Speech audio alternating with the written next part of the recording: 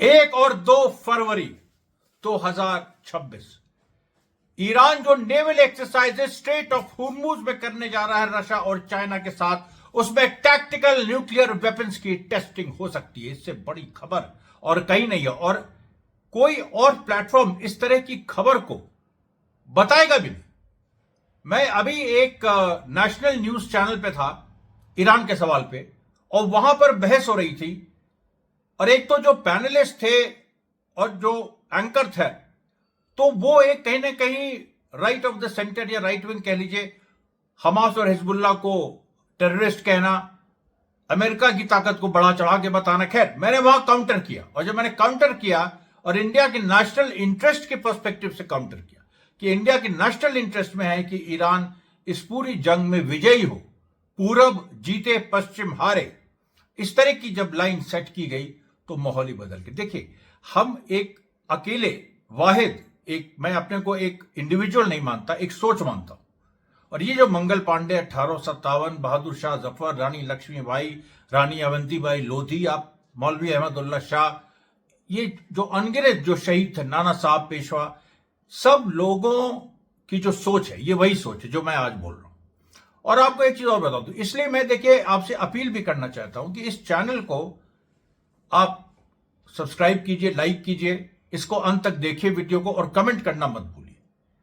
अभी क्या है कि मेरे 3 चैनल डिमोनेटाइज्ड हैं, एक पे अभी उसको रिस्टोर करने की बात चल रही है, या उसकी प्रक्रिया है, जो भी इसको कह लें, यूट्यूब में बात क्या होती है। अभी ये जो चैनल है, ये अकेला चैनल है हमारा, और इसको अभी और ग्रो करना है।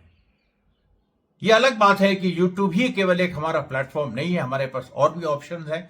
लेकिन सवाल यहां पर यह है कि हम अगर एक मेन स्ट्रीम चैनल अवेलेबल है तो हम क्यों छोड़ दें। देखिए, ईरान को लेके जो पूरा इस समय माहौल बना हुआ है, कल के वीडियो में और कल शाम को हमने दीपक शर्मा शो में भी ये बात कही थी कि सऊदी अरेबिया ने अपनी पूरी ताकत लगा दी है कि ये जंग ना हो। इजराइल और डर रहा है, ये हम लोग सब जानते हैं। उसके साथ साथ यूएई डर रहा है। आज देखिए, ईरान के फॉरेन मिनिस्टर अरागची और टर्की के फॉरेन मिनिस्टर फिदान में पूरी बातचीत हुई, और जो टर्की के फॉरेन मिनिस्टर फिदान है, उनका जो बयान है, उन्होंने जो पॉइंट्स कहे, उन्होंने 4 बातें कही। उन्होंने एक तो ये कहा कि अमेरिका को ये हक नहीं है कि वो इस तरीके से किसी देश को धमकाए। दूसरा, उन्होंने कहा कि रीजनल स्टेबिलिटी की उन्होंने बात की, इस जंग से रीजनल स्टेबिलिटी बिगड़ जाएगी।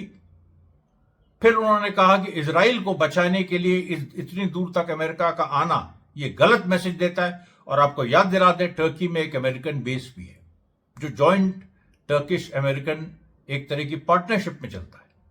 तब भी टर्की के फॉरेन मिनिस्टर ये कह रहे हैं। और जो उन्होंने चौथी बात कही, वो सबसे ज्यादा जबरदस्त, उन्होंने ये कह दिया, फिदान ने, जो टर्की के फॉरेन मिनिस्टर है, कि in the case of a future war Turkey will side with Iran. इससे ज्यादा और क्या कोई कह सकता, आप ये बताओ। अब इसमें यहां पर लोग कहेंगे कि अरब देश कहते कुछ है, करते कुछ है, टर्की पे विश्वास नहीं किया जा सकता। देखिए, वो सब बातें एक संदर्भ की थी, वो संदर्भ खत्म हो गया। अब जब वो संदर्भ खत्म हो गया, तो आज नए संदर्भ में bad actors turn into good actors, and good actors turn into bad actors. ये देखिए, एक पूरी फिलॉसफी है, और कैसे how things change into their opposite, good becomes bad, bad becomes good. तो कहने का मेरा मतलब यह है कि इस नजरिए से हमें सारी स्थितियों का आकलन करना। हमारे पास देखिए पूरी लिस्ट आ गई है। अमेरिका का कौन सा जहाज कहां है, एकदम पिन पॉइंट प्रिसिशन आप देख सकते हैं इस मैप में। अमेरिका का कौन सा जहाज कहां है, ये इसकी खबर आ गई। टैक्टिकल न्यूक्लियर वेपन के सवाल पे हम आएंगे। उसके साथ हमें यह भी आज खबर है कि जो न्यूक्लियर फैसिलिटीज अमेरिका ने बॉम्ब की थी, उसमें करीब 480 kilo uranium, enriched uranium, Iran बचा ले गया था। और इस्फहान में उसने इतने नीचे गाड़ दिए जहां B2 बॉम्बर पहुंच नहीं सकते। अब ऐसी स्थिति में आप बताइए, अच्छा, और भी बहुत सारी चीजें हैं। ट्रंप के कुछ ऐसे ट्वीट सामने आए जब वो 2013 में ओबामा को क्रिटिसाइज कर रहा है और कह रहा है कि ओबामा ईरान पे हमला करेगा और ये बहुत गलत होगा और ये जनता से ध्यान डाइवर्ट करने के लिए किया जा रहा है, और आज वही चीज ट्रंप कर रहा है। आप ये ट्वीट्स भी देख सकते हैं, सारी चीजें मैंने देखिए स्पेशल इफेक्ट्स यूज करने शुरू किए हैं। आप जरूर अपने कमेंट में लिखिएगा आपको कैसे लगते हैं, अच्छे लगते हैं, खराब लगते हैं, जैसे भी लगते हैं आप जरूर से बताइएगा।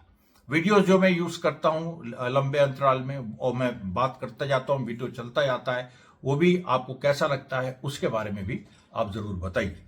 अब देखिए हम इस पे आते हैं कि जो अमेरिकन फ्लीट है, अमेरिकन फ्लीट देखिए इस समय जो पूरी परिस्थिति है, मेडिटेरेनियन सी में इजराइल को गार्ड करती हुई दो हैं, यूएसएस बल्कलेली और यूएसएस रूजवेल्ट।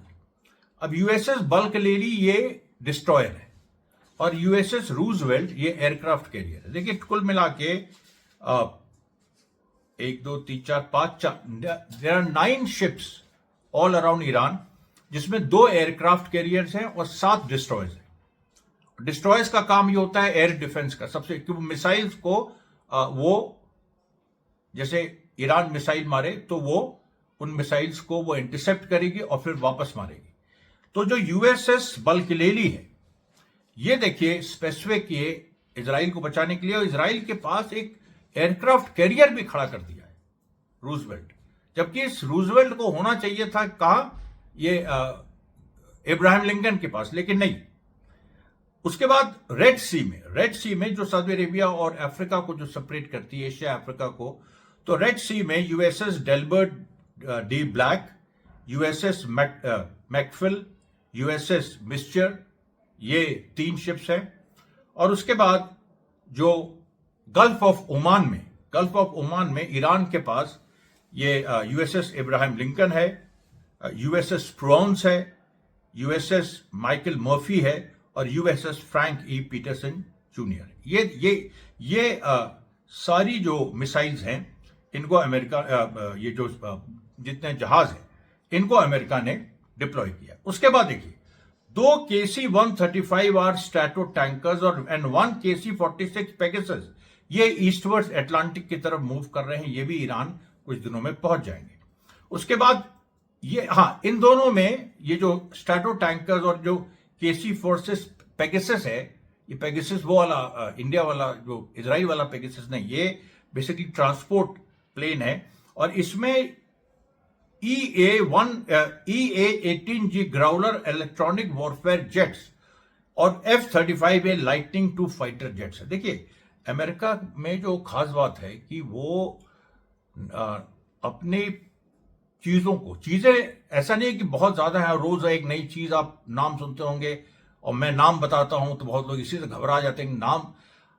नाम पे मत जाइए, एक बेसिक जो टेक्नोलॉजी है वो सब में नाम बदल के अमेरिका दुनिया को डराता भी है, ये भी एक राजनीति है, इसमें भी एक कॉग्निटिव और साइकोलॉजिकल वॉरफेयर है और ईरान भी इस चीज को समझता है, ईरान भी जवाब देता है। ईरान के पास मिसाइल्स जो हैं अगर मान लीजिए 11 हैं तो वो कम से कम 27 नाम बताएगा, एक बात मैं कह रहा हूं, और यही तरीका है।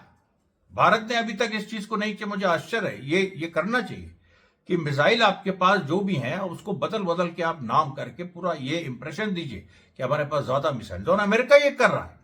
और मैं इसलिए कह रहा हूं कि ये जो बड़े बड़े नाम आपको सुनाई पड़े, ग्राउलर जेट्स और ये और वो, और अभी देखिए 500 जेट्स यहां थे फिर।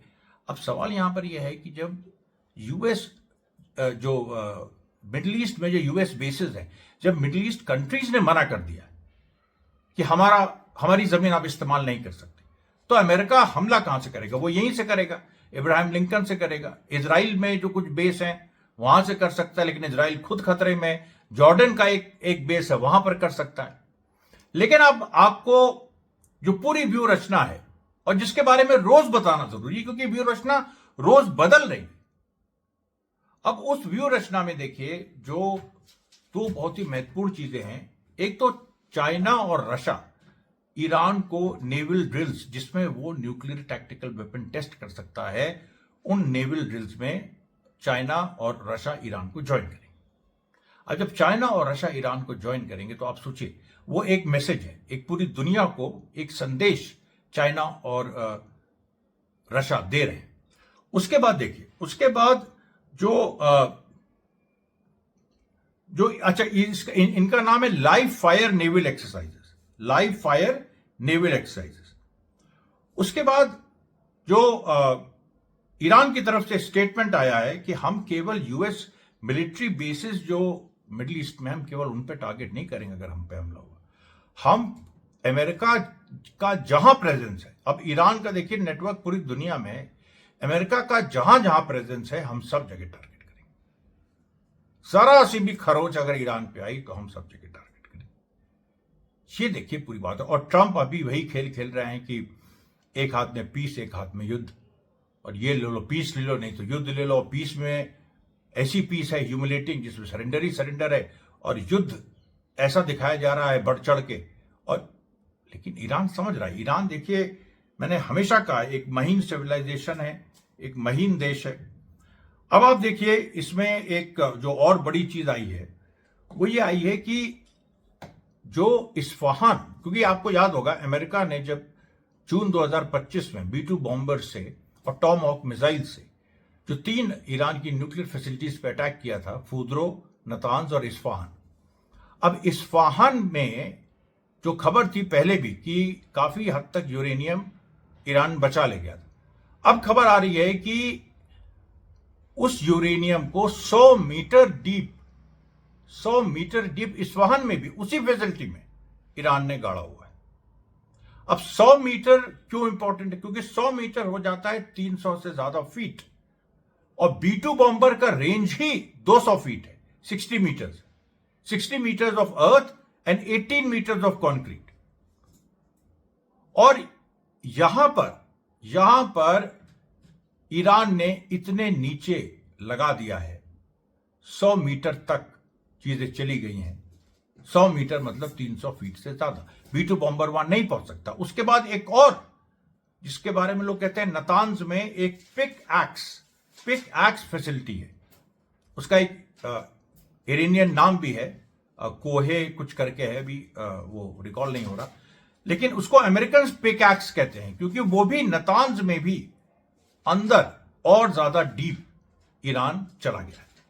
अब जब इतने डीप चला गया है तो अमेरिका की B-2 बॉम्बर्स ऑब्वियसली वो रातों रात बदल तो जाएंगे नहीं, वो कितनी भी स्ट्राइक करें वो वहां तक पहुंच नहीं सकते। उसके बाद ईरान के एयर डिफेंसेस जो फेल हो गए थे जून में, पहले कुछ दिनों में, उनमें मजबूती आई है, वो नए किस्म के आए हैं। और उसके साथ साथ जो मोसाद का पूरा नेटवर्क ईरान में फैला है, उसको चाइना ने चुन चुन के मारा है। अब आप सोचिए, चाइना ने चुन चुन के उसको मारा है, और अपने स्पेशल सर्विलेंस टेक्निक से उसने ईरान को पूरा एक रक्षा कवच, आकाश में रक्षा कवच दे दिया है। ऐसा रक्षा कवच है कि जिसमें ईरान ने खुद अपनी कैपेबिलिटी से, चाइना की मदद से, लेकिन अपनी कैपेबिलिटी से इंटरनेट में भी 2 ऐसे डिजाइन कर दिए हैं कि जो ईरान का अपना इंटरनेट है उसको कोई हैक नहीं कर सकता, और बाहर का जो इंटरनेशनल इंटरनेट है वो ईरान की मर्जी के बिना वो ईरान के आसमान में उसका जो ऑपरेशन है वो ऑपरेशन जैम्ड है। तो अब देखिए, अब ये जो पूरी एक सिचुएशन है कि इंटरनेट अगर जैम्ड है तो बाहर से जो सिग्नल आ रहे हैं इसका बहुत बड़ा असर पड़ेगा, इसका बहुत बड़ा एक प्रभाव पड़ेगा। क्योंकि अमेरिका जो इलेक्ट्रोमैग्नेटिक सिस्टम्स यूज कर रहा है अपने प्लेन्स में, यहां तक कि इलेक्ट्रोमैग्नेटिक सिस्टम डिस्कॉम्बुलेट करने के लिए वेनेजुला में यूज हुए थे, बहुत सारी चीजें वो यहां पर यूज नहीं हो सकती क्योंकि वेनेजुला के पास वो हवा का वो उस तरह का रक्षा कवच था ही नहीं जो ईरान के पास है। अच्छा, अब देखिए यहां पर जो और बातें आ जाती हैं कि लेबनान में जो इजराइल बॉम्बिंग कर रहा है लगातार, वो भी आज हुई, लेकिन लेबनान में एक भारी मोबिलाइजेशन हो रहा है इजराइल से लड़ने के लिए। उसके बाद इराक में जो मोबिलाइजेशन हो रहा है वो तो बड़ा यूनिक है क्योंकि उसमें लोग खुद आके वॉलंटियर कर रहे हैं कि नहीं, हम लड़ने जाएंगे, हम हर तरीके से इस समय हम तैयार हैं, और अपनी शहादत देनी पड़ी तब भी हम ईरान के साथ, और ईरान के खिलाफ जो भी ताकत आएगी उसको हम सबक सिखाएंगे। अब यहां पर देखिए, ये समझना जरूरी है, सीरिया में जुलानी रशा गए हैं, रशा यूएई के भी शेख कल गए थे, आज यूएई के शेख ने पेजिशकियान से बातचीत की।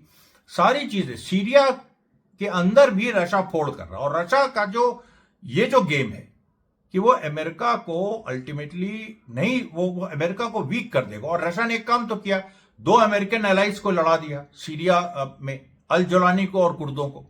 ये काम रशिया ने किया, और कुर्दों को आइसोलेट कर दिया। अब कुर्द आइसोलेटेड है वहां, और कुर्द जो है वो किसी भी तरीके से अमेरिका की मदद नहीं कर सकते हैं। अमेरिका जो है उसने ये सोचा था कि हम आईसिस के लोगों को चढ़वा देंगे और ये कर देंगे, फिर हम हमला करेंगे ईरान पे, फिर हम उधर से चढ़ाई करवा देंगे, लेकिन अब वो संभव नहीं है, क्योंकि अब पूरा का पूरा इराक बीच में खड़ा है सीरिया से। और या जो इराक में भी घुस गए आईसिस के लोग, जो प्रिजनर्स छूटे, वो इराक के माध्यम से ही ईरान पहुंच सकते हैं। कुछ लोग डायरेक्टली ईरान जाने की कोशिश करेंगे, लेकिन वो वहां पर डिफेंस सिस्टम्स बहुत मजबूत हैं। इस बार तैयारी चारों तरफ से है।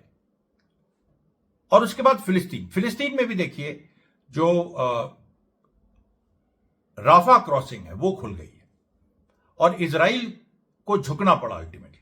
नेतन्याहू की जो जिद थी कि हम सारे प्रिजनर्स को रिकवर कर लें, ये कर लें, हमास ने जो जीवित थे वो भी लौटा दिए, और जो मृत थे वो भी लौटा दिए, और जो आखिरी प्रिजनर बचा था उसका लोकेशन बता दिया, वो इजराइल ने खुद अपना ढूंढ लिया, या जो भी कही हमास ने उसके हाथ में दे दिया। और ट्रंप को कहना पड़ा कि हमास ने भाई अपनी बात तो रख ली। तो देखिए, पूरी बात यहां पे और भी आ जाती है कि ट्रंप कोई एक बड़ा गेम भी खेल रहे हैं, क्योंकि वो नेतन्याहू के साथ हैं भी, they are joined at the hips जिसको कहते हैं, और कहीं ना कहीं वो काटना भी चाहते हैं उस रिश्ते को। तो क्या इसका मतलब ये समझा जाए कि वो फिलिस्तीन में काटना चाहते हैं? ईरान के चारों तरफ जो इतना बिल्डअप हो रहा है, लेकिन जंग के कोई पहलकदमी नहीं दिख रही। हालांकि इतना ज्यादा ये हो गया है कि अब वो जंग से पीछे भी नहीं हट सकते। तो क्या ये तो नहीं है कि जंग अगर शुरू हो जाए और ईरान उसमें इजराइल पे वार कर दे, और इजराइल नाम की जो समस्या पूरी दुनिया के सामने है, वो समस्या केवल ईरान के सामने नहीं बल्कि पूरी दुनिया के सामने है, और ट्रंप के सामने भी है।